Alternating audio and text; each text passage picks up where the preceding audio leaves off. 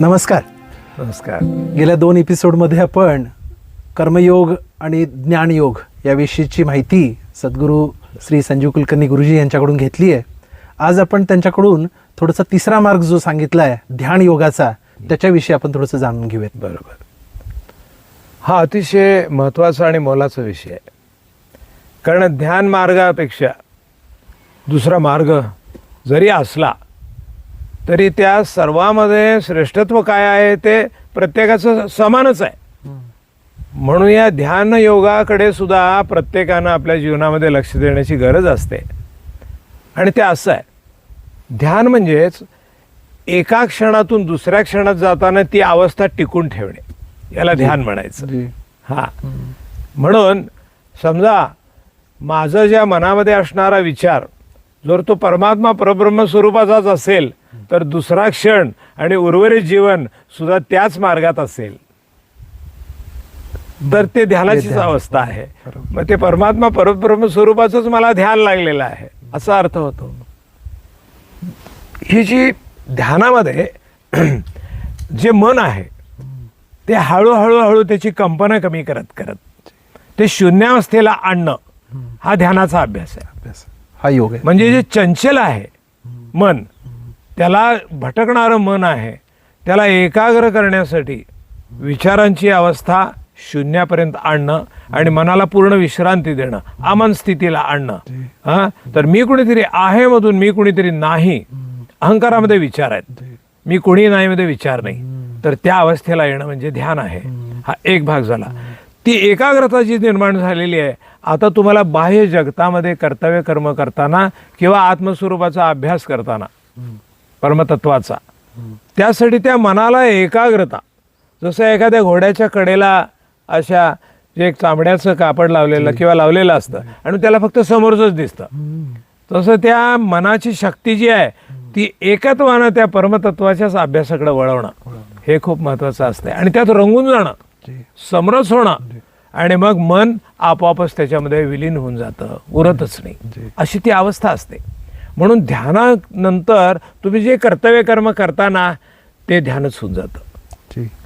समजा मी आत्ता बोलताना प्रवचन देतोय, व्याख्यान देतोय, विचार मांडतोय, त्या विचार ज्या विषयाचा मी करतो, ज्या तत्वाचा करतो, त्यामध्ये मी रंगून जाणं म्हणजे ध्यान आहे.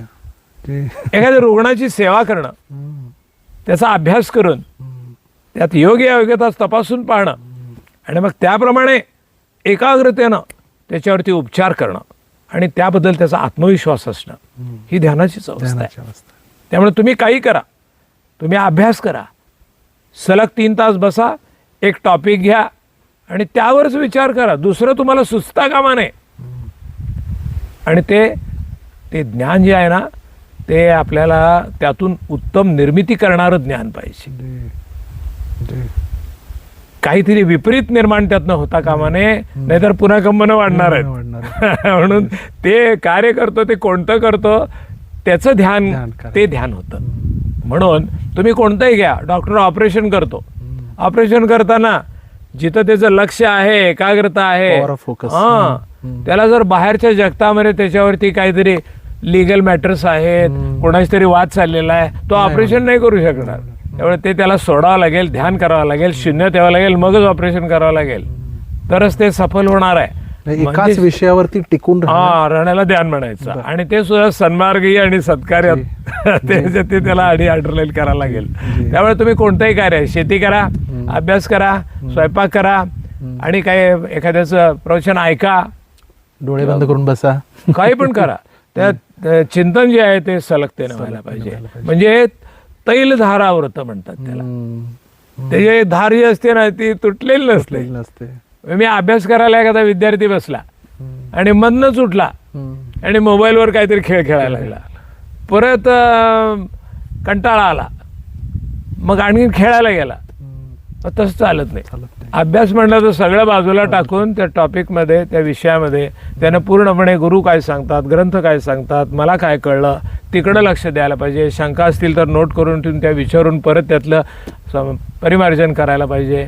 तर तो विद्यार्थी ध्यानमग्न झालाय अभ्यासामध्ये, नृत्य करायला लागला. मीराबाई नृत्य करत म्हणजे तिचं ध्यान होतं. हा, विठ्ठलाचं भजन म्हणजे ते ध्यान होतं. ध्यान होतं. हनुमंताची भक्ती, रामाविषयीचे हे ध्यान होतं. योगा कर्मसु कौशलम जसं आपण म्हणतो ते कुशलतेने काम होतच होतं, परंतु त्यामध्ये तो रंगून जातो आणि त्या परमतत्वालाच प्राप्त होतो. जी. कर्म एक बाह्यता दिसतं, पण त्यामध्ये तो जग विसरलेला असतो, रंगून गेलेला असतो, स्वतःला विसरलेला असतो. स्वतःचं अस्तित्व फक्त चैतन्यमयी आणि त्या आनंदामध्ये तो ते कार्य करत असतो. ही आनंदाची जी अवस्था आहे ना, तो ध्यान योग आहे. बाकी या प्रक्रिया समजण्यासाठी आपण बघतोय. त्यामुळं ध्यानामध्ये जी अवस्था आहे ना, ती सदा सर्व काळासाठी असते. म्हणून ध्यानावस्थित ततत गतेन मनसा पश्यन्त्यम योगिनो. योगी सदैव ध्यानाच्या अवस्थेत असतो, म्हणजे सदैव आनंदी असतो आणि सगळ्यांच्या कल्याणाचं कार्य त्याच्यातून सहजतेने घडत असतं. जे काय करतो ते सगळं सहजतेनं होत असतंय आणि ही अवस्था अत्यंत महत्वाची आहे. ध्यानावस्थित गतेना हा योगी आहे. हा ध्यानयोगी, आपण ध्यानयोगी म्हणतो, ध्यान योग आणि तो योगी एकच आहे. तशी प्रत्येकाला योगाची अवस्था प्राप्त व्हायला पाहिजे. म्हणजे तो जे कार्य करतो ना, ते निस्वार्थीपणे सर्वांच्या कल्याणाचं, श्रेष्ठ दर्जाचं आणि त्यात रंगून जाऊन तेच तो होतो. आता आणि एक मजा आहे, थोडक्यात सांगतो. मारुतीचं दर्शन घ्यायला गेलेलं आहे. ती त्याची इच्छा झाली की आपण आज मारुतीचं दर्शन घ्यावं. त्याला म्हणायचं धारणा. बरोबर. त्या धारणेप्रमाणे तो घरातनं बाहेर पडला आणि मंदिरामध्ये गेला.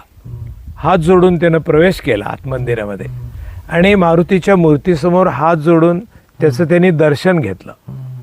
आणि दर्शन घेता घेता त्या मारुतीकडे पाहता पाहता जग विसरून गेला आणि मारुतीशिवाय त्याला दिसायचं बंद झालं. ते झालं ध्यान.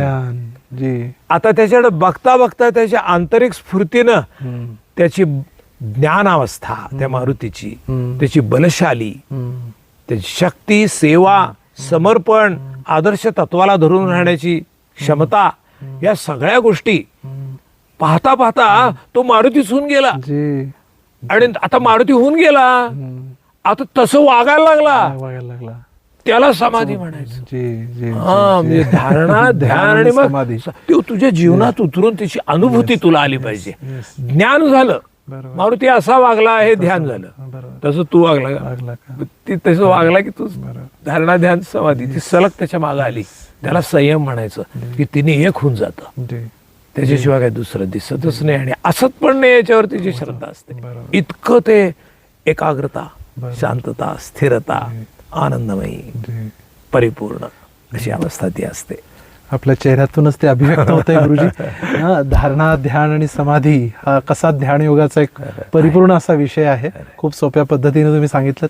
खूप खूप धन्यवाद. नमस्कार.